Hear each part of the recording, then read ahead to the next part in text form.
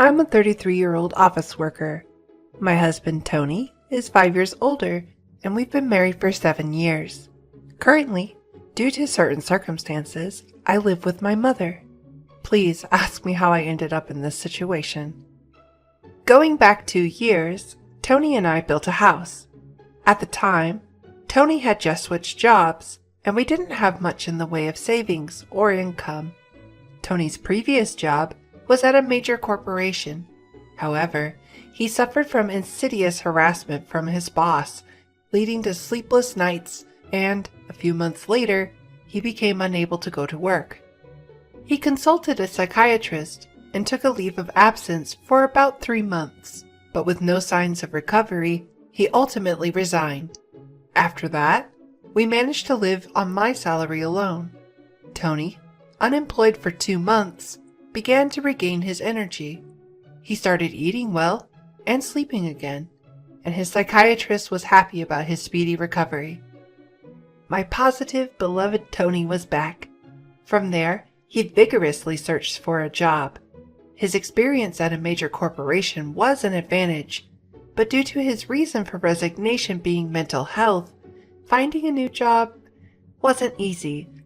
During this time, we found a small company that needed him. His salary was about 2/3 of what he used to earn, but seeing his eyes shine as he said, "It's way better than being jobless. Let's do this," it made me happy. Moreover, it was in the field that he wanted. We wanted to have children, but it was clear that life would become difficult if I stopped working. As a result, and because I also loved my job, we gave up on having children. At the time, we didn't think about building a house as it was just the two of us. However, a cloud overshadowed our peaceful life. My mother, Karen, became paralyzed due to a traffic accident and had to live in a wheelchair. Since my father passed away when I was in middle school, Karen had been living alone. Our family home was an old house. It was far from being wheelchair friendly, with many steps. Tony then suggested, "I'm worried, let's live together." Karen and I were surprised, but I love this kind of unexpected kindness from Tony. Tony had just changed jobs, so we didn't know what would happen, but we decided to apply for a mortgage. As expected, it was difficult to get a loan due to the short length of his current employment. But we possessed something unbeatable: determination and an unbreakable spirit, our greatest strengths. We persisted, trying out a 5th mortgage company. It was indeed difficult to get Tony's loan approved, but the loan officer proposed various options to us. We took a chance on one of these proposals, and it led to a successful loan approval. We finally decided to buy our own home. I had always dreamt of living in a house filled with the scent of wood. Thick, exposed wooden beams on the ceiling, customized storage spaces designed just for us, a kitchen adjusted to my short stature, and a spacious flooring made of cypress. Of course, it is a barrier-free single-story house. The house is perfect for comfortable living in a wheelchair. We couldn't wait for it to be completed and made a daily routine of visiting the construction site. Then, our painstakingly designed dream home was finished. It has a large yard where my mother, who had become reluctant to go out, can now enjoy sunbathing. However, there was one dissatisfaction. The land on which we built was given to us by Tony's grandfather. Tony's family wasn't particularly rich, but his grandfather adored him. But then, Tony's grandfather was suddenly diagnosed with cancer. Upon learning of his illness, he began to distribute his assets. Tony received the largest plot of land, as per his grandfather's wishes. It felt like winning the lottery, but there was a major catch. The land was just a 5-minute walk from Tony's family home. When we told them that my mother would be moving in with us, Tony's sister laughed and said, "Why is your mother moving in too? How shameless is your family! I knew marrying a strange woman like you would cause trouble." Tony's mother also snidely remarked, Isn't it awful for my son to be dragged into caring for the elderly? Aren't you some kind of curse?" Even during these times, Tony defended my mother and me, saying, "It's the land that Grandpa gave me. There's no reason for anyone to complain." Tony's mother and sister are quite malicious, almost world-class. I think it's a miracle that such a kind person like Tony was raised in that family. To me, he's like a beautiful lotus flower blooming out of the mud. Tony always said about his family, "I have two great examples of what not to be at home." But I'm sure the reason Tony's grandfather gave us this land was probably because he wanted us to look after his mother in her old age. He also had other properties and gave Tony's sister a parking lot located 10 minutes walk from their family home. In terms of size, it's about 2/3 of the land that Tony received. However, it already has a full parking contract, so the monthly parking lot income is significant. Personally, I would have preferred that. But you can't complain about a gift. It is something to be grateful for. In reality, thanks to my grandfather-in-law, we were able to build a house. Having no cost for the land and being able to use it as collateral for a loan made a big difference. Once the house was completed, we invited my mother-in-law and sister-in-law's family. However, during construction, we heard from the builders that they had come to see the house several times without our permission. They arrived an hour and a half later than the agreed time without any apology. "Pardon our intrusion. This is kind of like Grandpa's house too, so it's kind of like our house as well." "Oh, such a nice house. The smell of wood is nice. No need for air fresheners," said my sister-in-law as she waltzed in. Even though her shoes were muddy because of the rain, she didn't mind at all and went straight into our newly built house. Her husband also walked around in muddy shoes, ignoring the slippers we had prepared. When I urged, "We have slippers available if you'd like to wear them," my sister-in-law laughed and replied, "It's such a hassle, you can just wipe the floor." From the get-go, the atmosphere was terrible, and of course they came empty-handed. After touring the rooms, they reached my mother's room. My mother's room is the most spacious and has the best sunlight. At my mother's request, we designed it like a duplex, complete with a kitchen. It's a room like a second living area. Seeing this, my mother-in-law said, "I'm fine with this room. I want to live here." An absurd thing to say. Furthermore, my mother-in-law told my mother, "You were fortunate to have that accident, weren't you? Thanks to being paraplegic, you've moved from that old shack to such a nice house. Isn't it a turn of fortune?" My mother said nothing, but she looked so sad. Inside, I was boiling over with anger. But before I could respond, Tony spoke up. "What did you just say? There are things you can and can't say to people. It makes me question your humanity. I don't even want to think that you're part of my family. You're the worst. Apologize now," Tony said in a strong tone. Whether they found this amusing or not, my mother and sister-in-law glared at me. Then my sister-in-law confronted Tony with a heated look. "What? What's this all about? That's a total turnoff. It's not cool to invite people and then treat them like that. Just because you built a house doesn't mean you can act all high and mighty." The mother-in-law joined in too. "Anyway, my son went off the rails because he ended up with a wife like you. You're a jinx." Tony didn't stay silent either. "Enough is enough. This mess started because of your rude remarks. You were saying that the accident was a good thing and calling my wife a jinx? I won't forgive you for that." The mother and sister-in-law looked frustrated by Tony's strong rebuttal.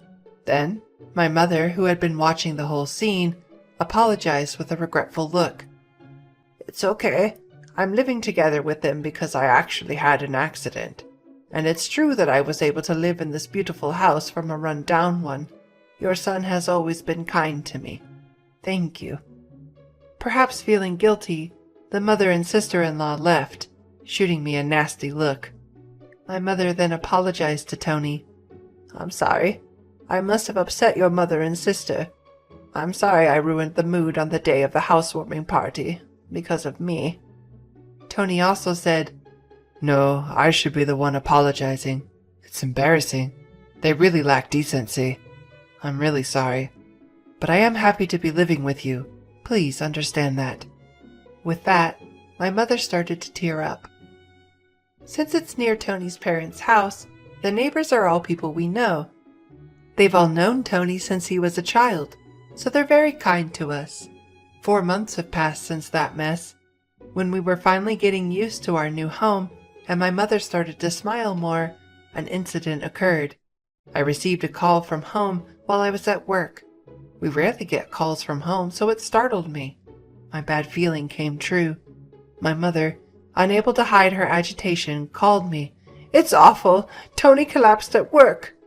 I, too, was agitated by this serious tone. I immediately consulted with my boss and headed to the hospital. On the way, I tried to remain calm by unconsciously imagining positive scenarios like, when I get to the hospital, he'll be all right, and joking around to keep me in good spirits. But when I arrived at the hospital, I couldn't believe my eyes. My husband, who was supposed to have gone to work cheerfully after eating breakfast as usual, we were supposed to have a movie date this weekend.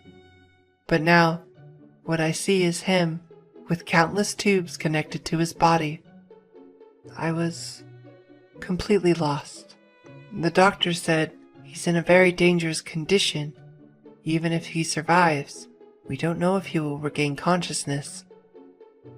I felt as if I was in a movie. I couldn't even cry. I prayed fervently, yet my prayers went unanswered. My husband, Tony, passed away just like that. In my state of shock, my mother and sister-in-law showed up as expected. When they heard Tony had passed away, my sister-in-law aggressively asked, "Did you poison him or something? Were you after his life insurance money?" Following suit, my mother-in-law cornered me too. "Bad things always happen when you're around, just like your mother. You really are a jinx." I was so sad I couldn't speak. Just then, my mother arrived in a caregiver's taxi. She was crying at the circumstances of Tony's death.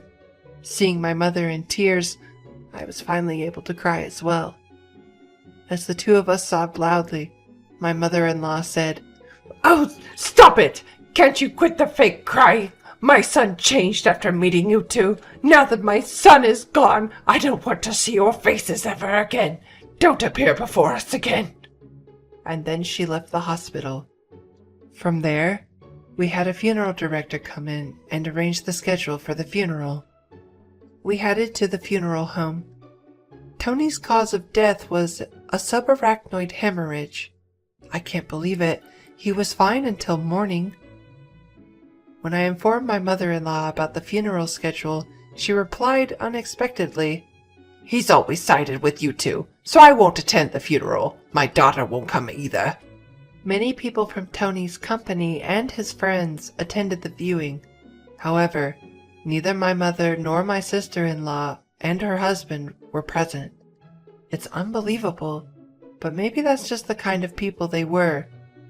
Many people attended the funeral too, and I could tell that Tony was loved by many. There were many who shed tears for his untimely death. I was glad to spend the whole day with them who sincerely missed my husband. I had received an email from my mother-in-law after Tony's death, but its content was inappropriate, so I didn't reply. The email was asking about the amount of life insurance money. She kept emailing because I hadn't replied, and eventually said, "I have a right to receive it."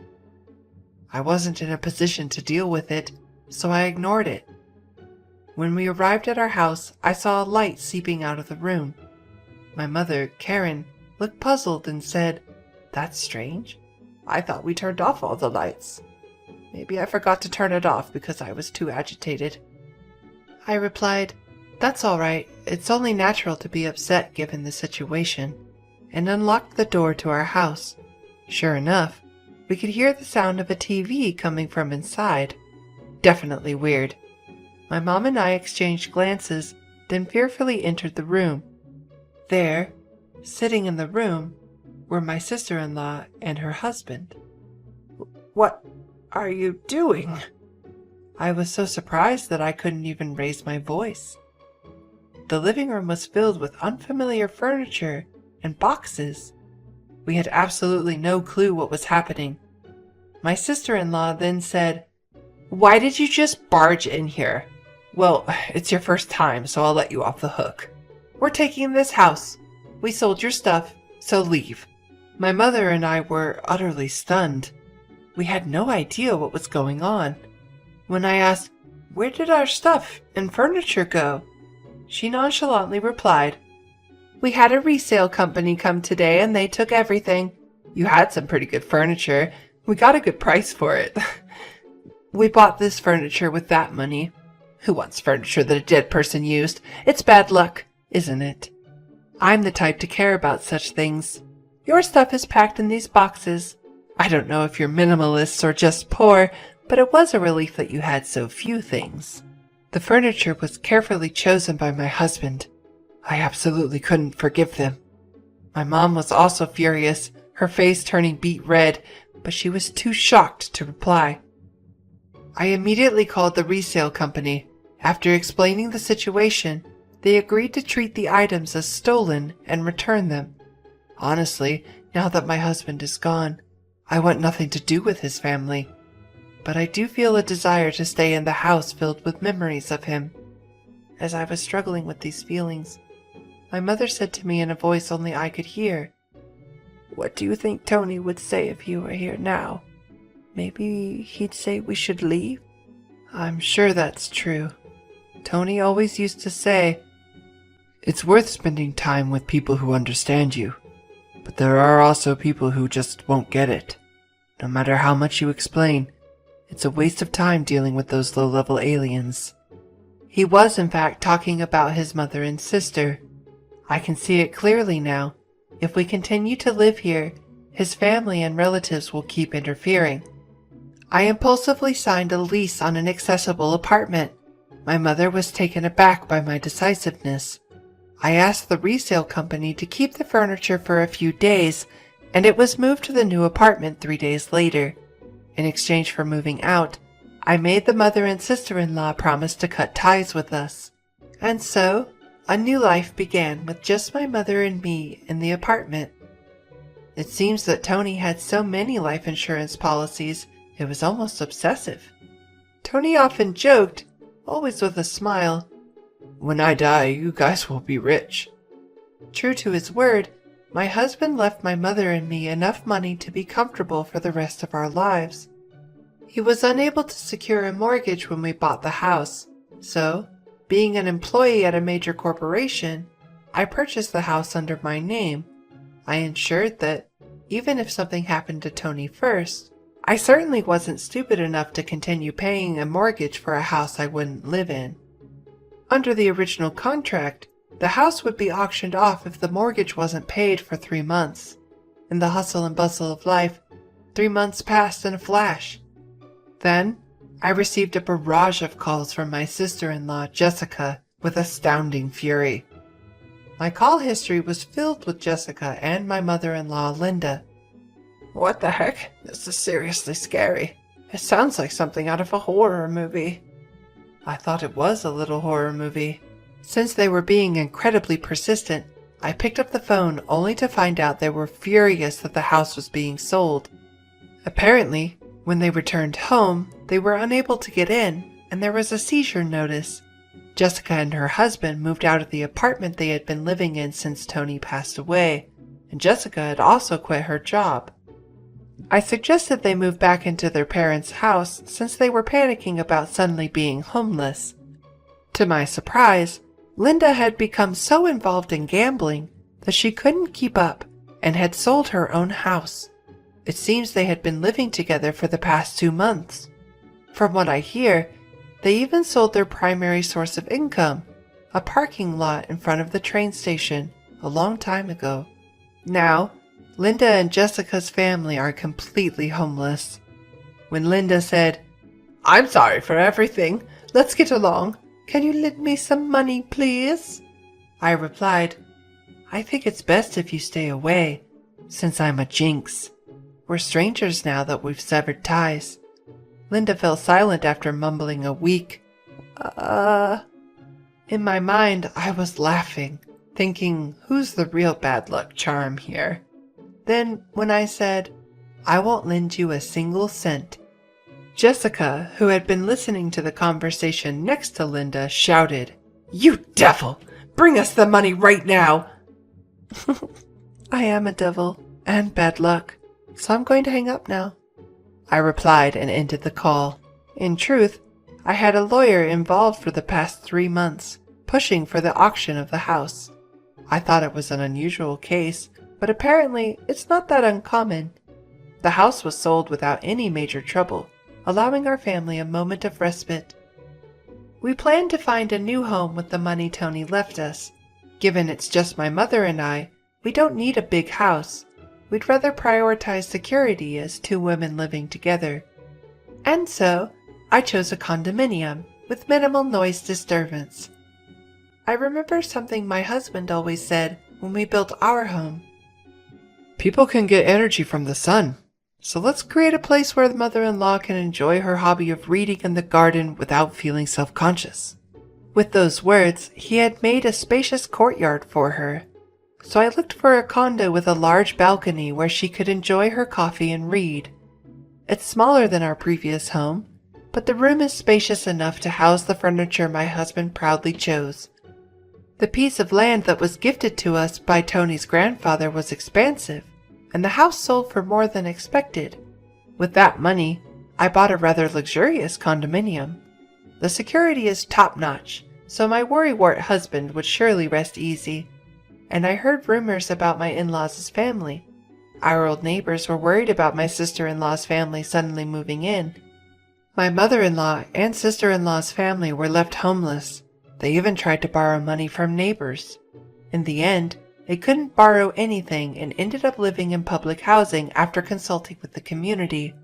But they're stubborn people, so it seems the trouble never ends. From what I've heard, they caused a commotion by having a barbecue on their small balcony. Their thoughtless actions must have shocked the locals. And whether it's due to a lack of money or just frustration, they seem to have loud arguments every night.